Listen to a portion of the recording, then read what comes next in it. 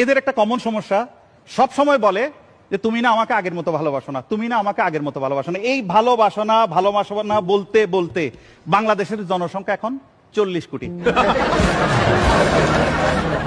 এই যে বাংলাদেশে এত জনসংখ্যা বাড়ছে, তার 50% বেশি জনসংখ্যা বাড়ছে খালি একটা কথার উপর বেস করে। কথাটা কি জানেন? কি সেটা ভাই? বিশ্বাস করো, কিচ্ছু হবে না।